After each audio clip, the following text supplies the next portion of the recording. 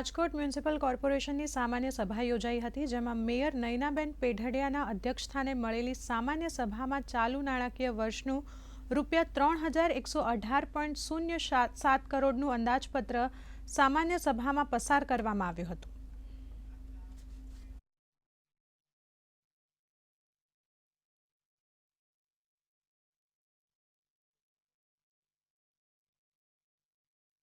નવા નાણાકીય વર્ષ 2025-26નું અંદાજપત્ર જનરલ બોર્ડમાં જીપીએમસી એક્ટની જોગવાઈ મુજબ આજે બોર્ડ હતું ને એમાં અંદર બજેટ સ્ટેન્ડિંગ કમિટી ચેરમેન દ્વારા રજૂ કરવામાં આવ્યું.